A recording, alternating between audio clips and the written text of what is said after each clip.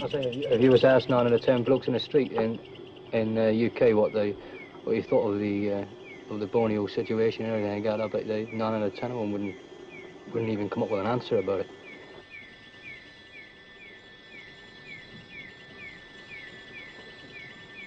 The newspapers slant the news, obviously, they always have done, and they've got this kind of mixed-up picture of bare-breasted maidens round every tree, giving you the old love signs and things.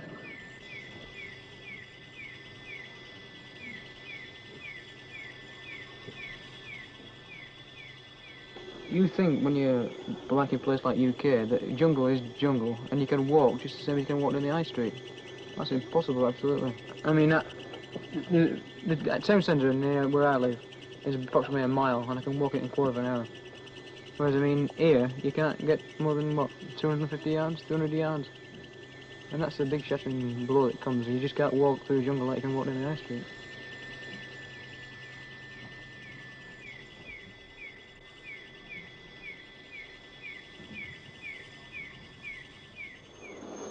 Somewhere down there, a jungle patrol has signalled to base that it's almost out of food. The balloon, released by the men below, gives their exact position to the helicopter, which has flown out to resupply them.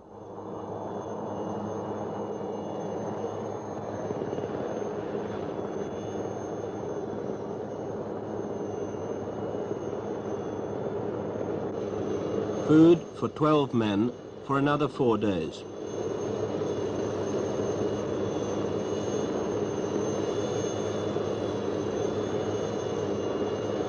The patrol has made its way to that position in order to build a small fort, out of which they and others can make further patrols along the Indonesian border. By the time they've finished that food, they'll have cut a clearing big enough to land a helicopter.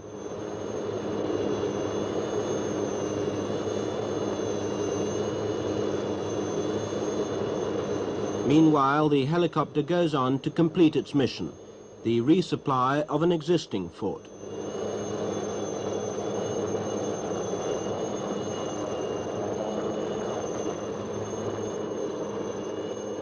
Because we couldn't work without helicopter pilots as it is. You get a sort of confidence by knowing that they're always there and they're willing to help us, and they won't say, oh, regulation so-and-so says, I can't do it. They come in and they're told, you know, bad weather says, technically you can't take any mail into that location because the weather's bad. But they come in hugging the deck, right underneath the weather, zooms round, screeches to a halt and lands on about a 10-foot pad, drops a mail, smiles and nips off again. They'll do everything they can to help him. There's no doubt about it. The majority of them do that. The majority of them are really sterling blokes and chaps who I'd buy 6 pints a night if I met them in the pub. It's a pleasure to know them.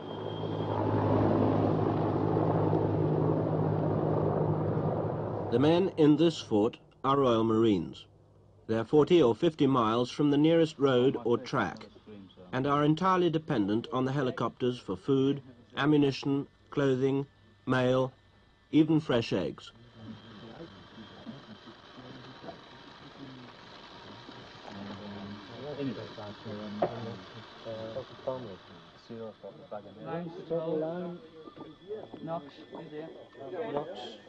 John Knox. There's an old post office thing saying someone somewhere wants a letter from you. Well, some of the lads out here say they've been here for 2 years, say, and they get a letter once every 3 months. It means a lot. I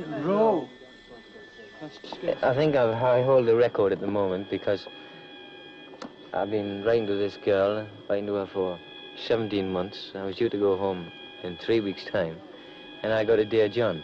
In other words, well, I'm sorry that's your lot, mate. I've gone off with somebody else.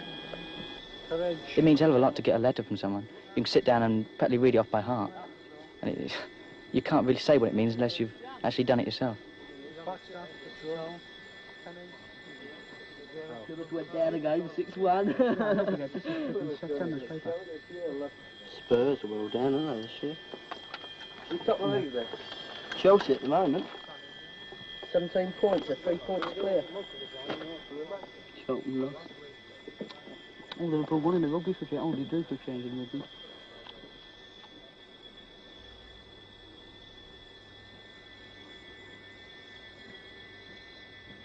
Beside the soldiers who live here, there are two Ibans, local Borneo people renowned for their skill in the jungle as trackers. Boy. Iban. Ini- Iban. What Iban? Budak duduk. Buddha Ladu? Duduk. Buddha. Jalai. Yalai. Jalai mentukar. Yalai Tumka. Mentukar. Yeah. Road. Road. Yeah. Jalai. Scotland, that. Yeah.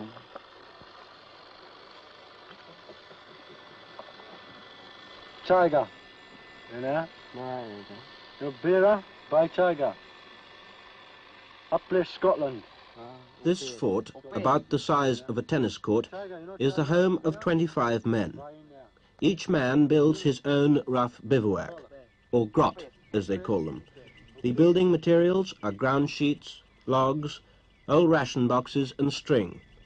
A good one is rainproof, and it rains almost every night. Apart from the twice-weekly helicopter, the only contact with the rest of the world is through the signaller. In the United States, a heavy fall was reported in the presidential election. President Johnson has won the seat. The House of Commons is now engaging in a Queen's speech, in which the government sets their proposal for the presentation of new Parliament, which opens today. The commonest complaint, foot rot, caused by wearing wet jungle boots on patrol for days on end. This fort, and others like it, is very close to the Indonesian border. If the Indonesians do attack, it will be in some strength. See, all this cover is a great idea, but once it gets wet, it's not much cop because it's difficult. Day and night, sentries are watching the surrounding jungle for an attack. It may never come, but if it does, it could be with less than 10 seconds warning.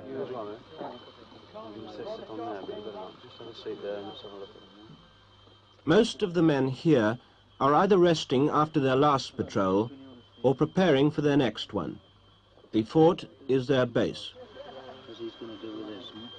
I've given him some tablets, dropped 2 of them into a bowl or a bucket. The task of these patrols is always the same, to seek out the IBT, the Indonesian border terrorist.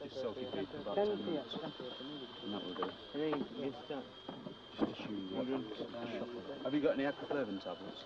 In the bag. Well, I'll have a look. If you have, get a piece of, cut a strip off a piece of bandage. Dilute the aquaflavin tablets in water.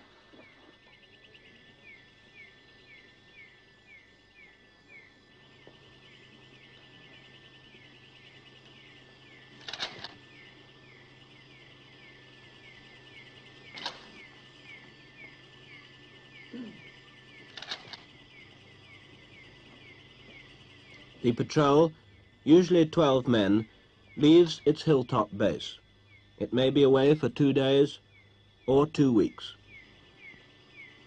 British troops have been fighting in the jungles of Southeast Asia for 15 years. First in Malaya, now in the so-called Indonesian Konfrontation. Indonesia's object is to overthrow the newly independent nation of Malaysia. She's using the classic methods of border infiltration and then subversion beyond. Indonesia has the 3rd largest communist party in the world. Once British troops are committed, their support involves a good deal more than the odd helicopter dropping rations.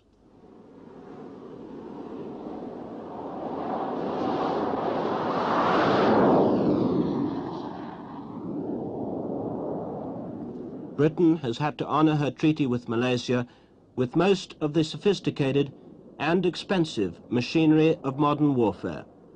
Indonesia has a fleet of Russian-built ships and squadrons of American and British-built aircraft.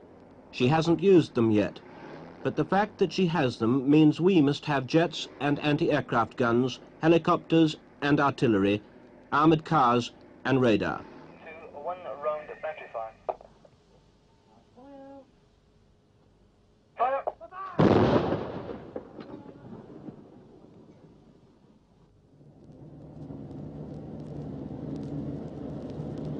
Our lines of supply and communication are 8,000 miles long. They end here in Borneo. They begin on the other side of the world. The Australians, too, have come north to watch the coast and the intentions of Indonesia.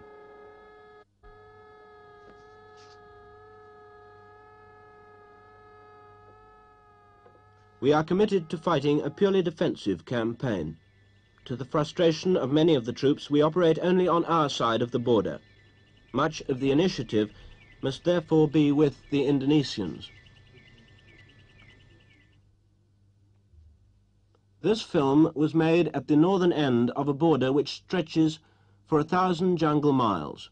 This region of swamp, jungle and rivers is manned by men of 40 Commando Royal Marines and 79 Battery Royal Artillery. Every 5 or 6 weeks, the particular company manning the forward border positions is relieved by another company.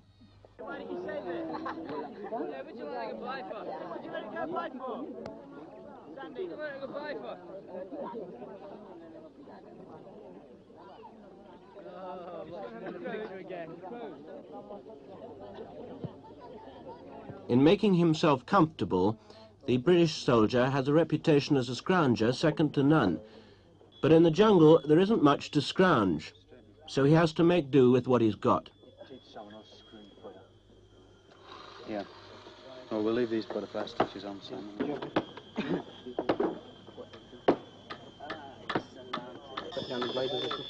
The dog is not a pet. He's used on patrols as a tracker.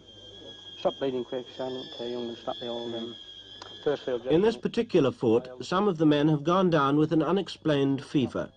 Temperatures go up to 104. Well, nobody actually knows what causes this fever. This is the reason for taking this blood. The only thing we can do is send samples for testing. If we can find out what causes the fever, then of course you can find an answer, the treatment for it.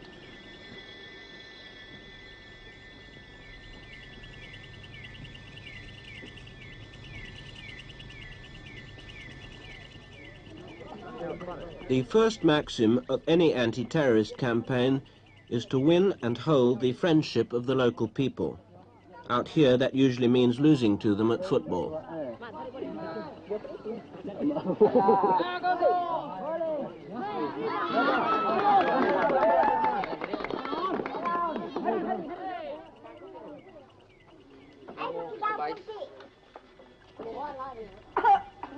If you get the kids on your side, you definitely achieve something, because if you've got them with you, they get used to you, and once they know that they've no need to be frightened of you, I think you've achieved something. If you can sort of win them over and let them realise that you're here to help them and not frighten them, I think that they get used to you, and that they're a lot of fun, really. They definitely know whose side they're on and whose side they don't want to be on. Really, it's a battle in itself with the civilians, I think. I think it's a battle in itself. And as far as the Indonesians are concerned, well, I mean, I don't honestly know how they feel about it, but they seem to show to us that they'd much prefer to have us here than they would the Indonesians. 20 miles forward of the medicine and football, the other side of the war is a silent business of watching the Indonesian bank of a river from a secret observation post. Somewhere on the other side are rumoured to be at least 500 well-armed troops. Well, they're building up to something. I think that's what it looks like. It's been so quiet for the last couple of months.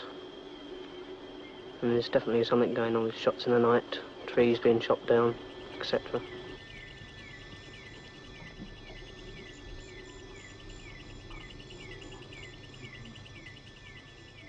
One can watch the enemy across a river, but the only way one can find him, if he secretly crosses a jungle border, is to go and look for him, to patrol. No one can move through the jungle without leaving tracks. It's the particular job of the patrol's 2 leading scouts to search for these tracks. But obviously the unarmed cameraman was not allowed to travel with them at the head of the patrol. The patrol moves slowly, each man keeping at least 10 yards behind the man in front, the greatest and constant danger is ambush. The Indonesians know that patrols are looking for them. They could be lying in wait. All the time I'm thinking about if we get ambushed, what will we do? Will we go left? Will we go right? That's a good ambush position up there. I'll have to watch that as I'm going along. And my mind's ticking over all the time exactly what we would do. If we were attacked, exactly what we would do. What? On a 3-day patrol, it really... my mind's never still, really. This business of tension on patrolling builds up because of the closeness and the denseness of the jungle, which you feel is all round you. Visibility is very seldom more than about 10 or 20 yards in the jungle. And the very thought that there may be a chap hiding round the corner, round any tree, round any piece of undergrowth, or 10 chaps, or 20 chaps, or 30 chaps, who can pour down lead at a terrific rate into you at no warning at all, contributes a lot to the wearying of patrols. I'm sure you get very tired through this constant feeling of the closeness all the time. The trouble is that many places around here you can hide. I mean, you can hide anywhere around here. You could go past them, never see them, and notice them. There you go.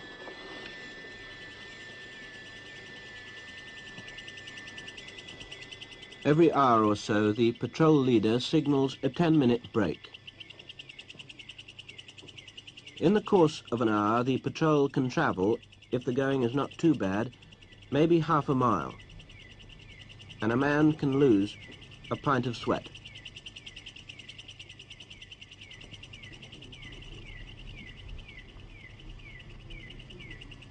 Sentries are always on guard.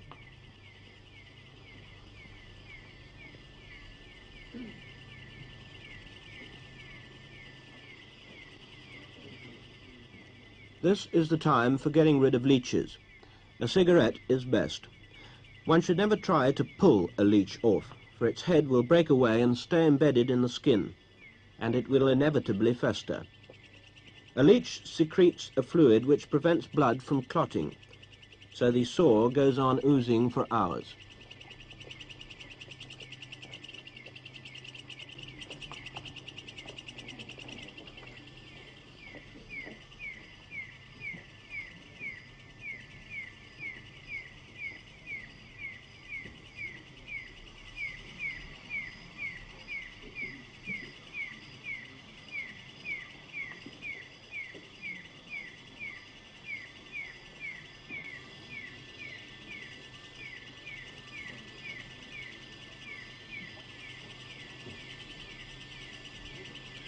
On a 3-day patrol, you've got 3 of those small 24-hour ration packs.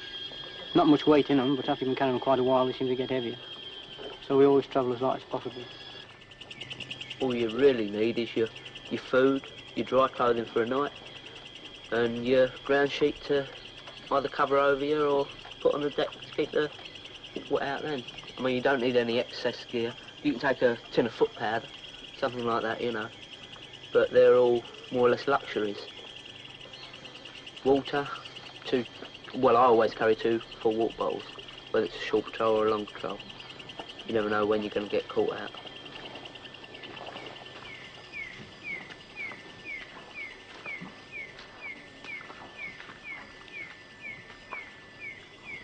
The jungle boot will last, if you're lucky, 2 days or 3 days on patrol.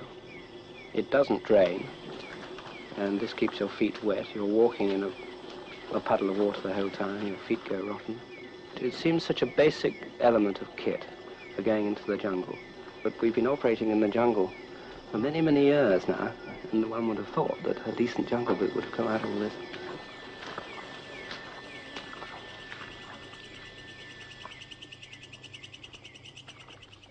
By the end of the day, the patrol has moved at the most 5 miles.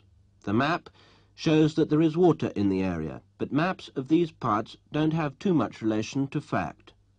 The patrol will have to make do with what is left in its water bottles, for by now it's 4 o'clock and a camp must be made. This allows 2 hours for everyone to cook a meal and put up a bivvy. It will be dark by 6, and the night lasts 12 hours.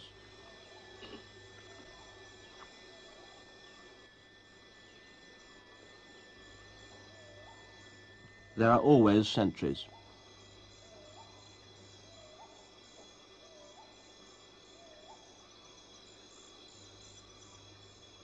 The patrol corporal arranges everyone for their watches during the night. Everyone will be up at least twice, for 1.5 hours at a time.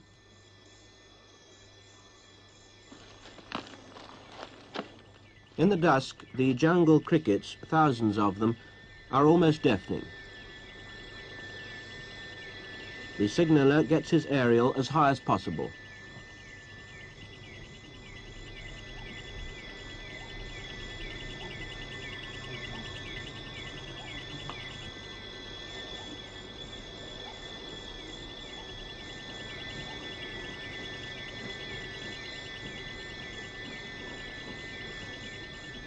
Mike Victor, Mike Victor, Mike Victor. Mike Victor, Mike Victor, Mike Victor. Mike Victor, Mike Victor, Mike Victor. Mike Victor, Mike Victor, Mike Victor. This is 1-1 Alpha, over.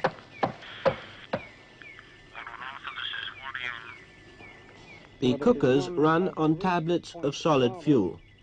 The meal is usually a composite one-course affair of rice, stew, raisins, peas, jam and tea. The tea is served separately.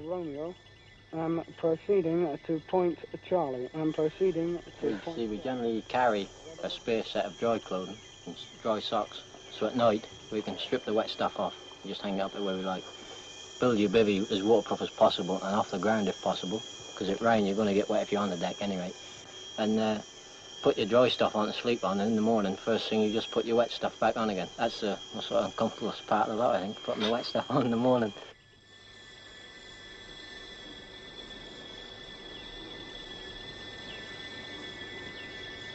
Dusk has always been a time for sneak attacks. The enemy can withdraw under cover of darkness. On every patrol and at all the forts along the border, everyone stands guard with loaded weapons. For the next 12 hours there'll be no lights and no talking, just sleep and guards. I think the real danger lies at night. The Indonesians don't like attacking by day. Even at night time, when they do attack, they nearly always attack between 10 o'clock at night and, say, 2 o'clock in the morning. They never really attack when they're an awful long way from the border, because as soon as they attack at night, they like to get away. They usually attack on a moonlit night as well. They attack, they come in, fire a quick burst of shot, and they then open a quick engagement, usually beaten off, and back over the border they go as quickly as their little legs will carry them. That is really, what in my own mind, really the real danger of it.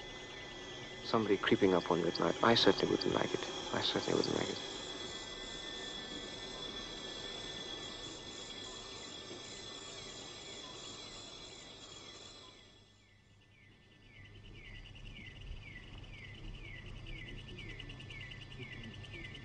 As soon as there is any light at all, the patrol packs up and moves off to find water.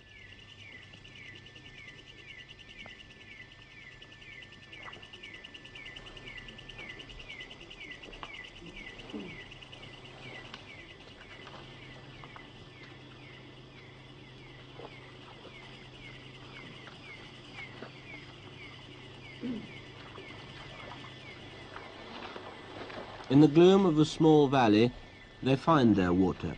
The leader signals for the machine gunner to take guard, while the patrol fills its water bottles and cooks a meal.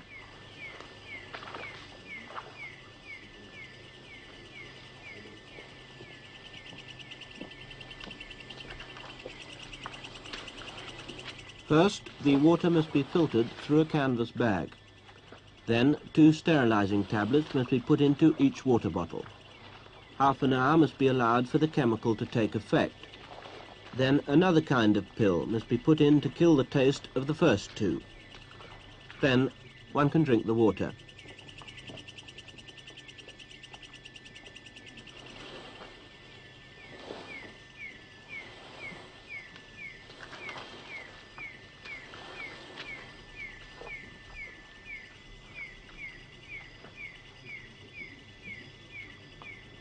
As soon as the morning mist has lifted out of the jungle, the helicopters are on their way to resupply the forts.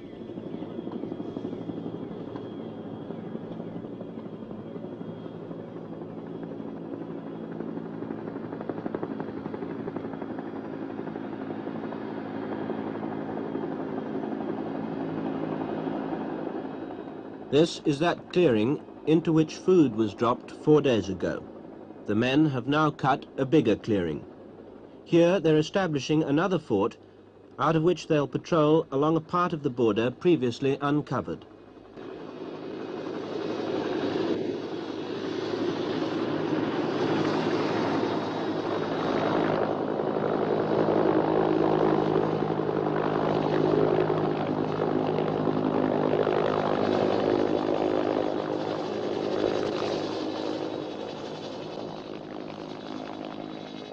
Besides wire, nails, saws, ammunition and food, the helicopter has brought in an officer to discuss the future plans for this new patrol base.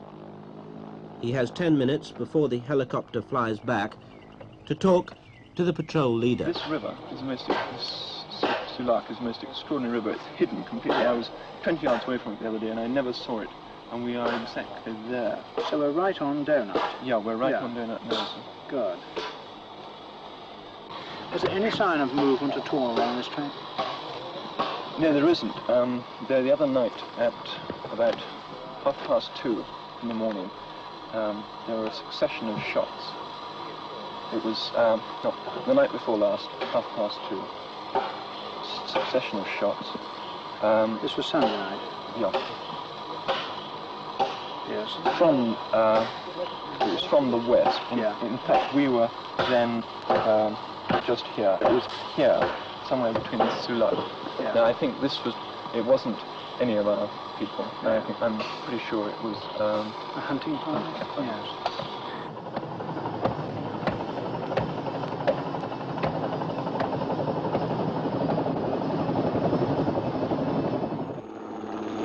The British soldier sometimes complains about his job, but then he always has. And anyway, when pressed, he'll agree that he's doing what he's paid and trained to do. It's just that he doesn't care to be taken completely for granted. There is 1 or 2 people in UK that know the actual political situation, but there's not many other than relatives of the actual people that's out here that know exactly what the British forces are doing out here. At least I don't think there is, anyway. I don't think anybody now in their right minds in this day and age wants a war. I think the present situation is stalemate, with possibly the initiative on the Indonesian side, because politically we can't come to grips with them until they come over here to meet us. That is, I think, is the only bad thing about it. But at the same time, it's a happier situation at the moment than it would be if the whole thing was to burst out and we start a war, and then it would become involved. We're here to prevent the Indonesians from taking over a part of the country which doesn't wish to become part of Indonesia. The fact that the job happens to be boring, tedious, and we'd perhaps rather be with our families in Singapore is immaterial. We're soldiers doing a job, and this is the job for which we're trained.